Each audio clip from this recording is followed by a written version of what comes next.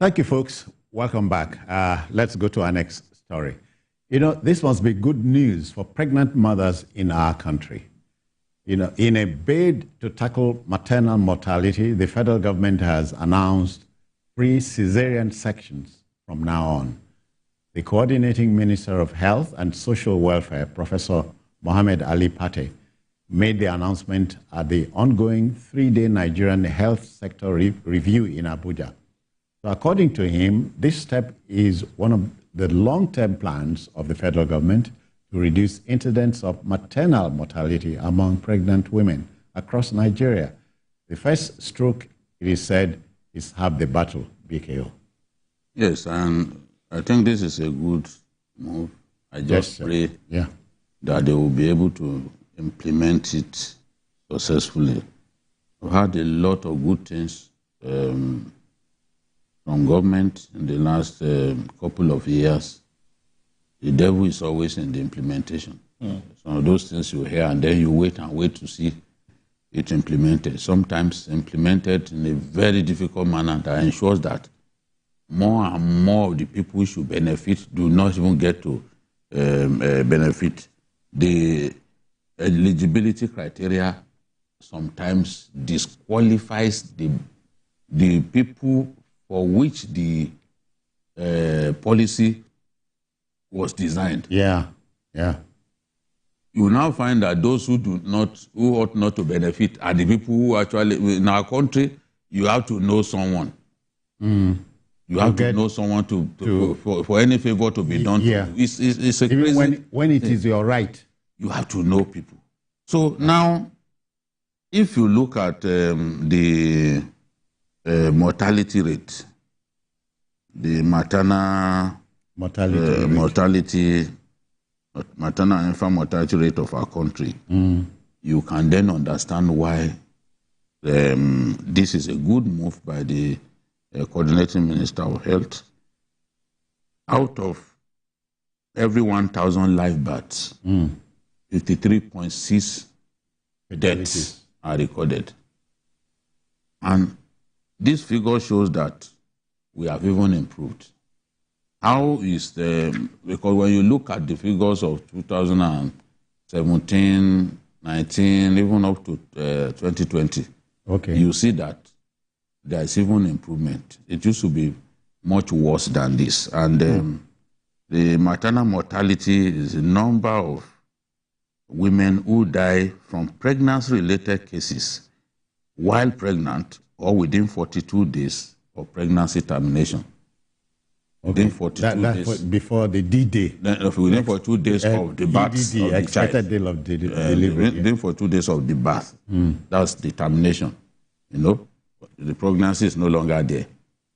Now, there are some sicknesses that women experience shortly after birth. Some are even mental related. You know.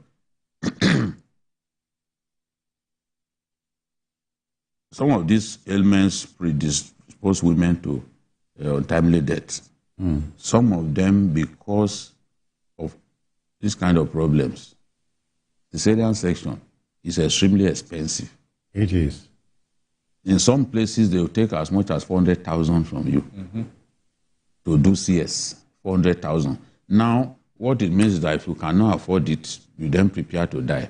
And the minister said, no mother deserves to die just because she wants to give birth to a child. So this is a good move. I believe that if it is properly implemented, we have to watch to see how they will implement this. We have to try and see whether they will truly target the very vulnerable in our society. Then the eligibility criteria. Is government going to extend it to hospitals run by states? Because if you are saying across our country, the Caesarean section is now free, are you talking about federal government-owned hospitals? Or state-owned? Or are you going to put state-owned hospitals in the mix?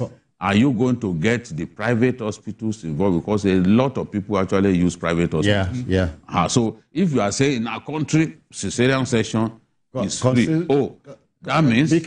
Considering also that professionals are not there anymore. They are there, but we don't have enough. And not enough. Not enough. At least our medical colleges are still churning out. Okay. Surgeons. Doctors, surgeons, dentists, and all that. So, but what I want to know, this story was done out of a post on X. I'm always tempted to say Twitter. A post on X. There is no flesh in the story, but you can see conviction. We want to address this matter of maternal mortality. So, how will the change be implemented? I want to see the full range of the implementation. Who are the people to benefit? What is the eligibility criteria that you want to use? If it is stiff, then it is our duty as journalists to say you must relax this eligibility criteria if you want to cover as many people as possible. If you do not cover as many women as possible, the program will not have the right impact. It is the very vulnerable, the people who cannot afford it, at this stage should be meant for. So I'm actually wondering, is it merely for... can it be assessed? Is it going to be assessed in federal government-run hospitals alone? I expect I expect, Asuko, you expect the minister to break this down. But I was going to add, antenatal is very key here. So that many pregnant women across my country would rather not go have this periodic check. I think it's very vital. Like you are saying that before, we need to know the criteria first. Because is it going to be for the vulnerable, that is those who don't have money at all, or just going to be open for everybody? Because if it's open for everybody, it means we are expecting the population to increase. That is what it means.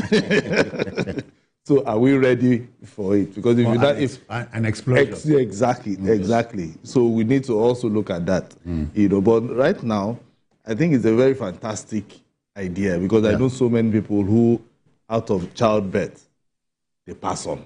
I know at least 2 prominent people who went for childbirth. Not even in this country, outside, they went for childbirth and they passed on. So it's not the great Joe Sene. So the journalist. Who later worked at OPEC. That was how he lost his wife. So I know of one actress that also died because of this too. So if they are going to bring this to make it free for people, you will need to have obstetricians who will be trained properly trained. My elementary knowledge about these things would tell me, it is said when a woman's cervix is too small for the fetus, you will need... so that's when you need the C-section, So it means that the right people have to be attending to these women. Obviously. You understand? So that you can give them the right advice. Then also give them, psychologically, you need to prepare their minds. And then those hospitals, because it shouldn't just be all hospitals. There should be some hospitals who should be carrying out this, operation. Because, for instance, you can't go and say, okay, all hospitals start doing CS, and the hospital doesn't even have a generator. They don't have light. So when it comes to any facility at all, at the end of the day, we now have another big problem in our hands. Because sometimes this, why most of them even pass on, is when there's too much bleeding. And then infection. That's very important. Because after this years, somebody has to. I lost my. To remember take my brother now. I was second to the last born. We lost his wife. During childbirth, and the baby is still alive. Wow, baby is still alive. It happened in 2015. Okay. So, Yeah, but let's add here, yes, God can do miracles, but please listen to your doctor as well. very, very important. Because You know where I'm coming from now. Yeah, yeah. yes, of And course. you know this. You don't see. We also need to build a lot more primary health centers, so that the ailments for which people are going to tertiary health institutions for, they can be handled. Yeah. Do you know the distance that some people cover just to get to the next health facility? Because we are not building enough. So every political ward should actually have a PHC. Yes, every political ward should have a PHC. But what do we have? Okay. All right. I hope the viewer understands that here, ours is to look at a story, look at the dynamics and mold opinion and allow decision makers to take advantage. All right, we'll go to our last but not least story. Elections and other political processes are pivotal to the quality of a country's governance.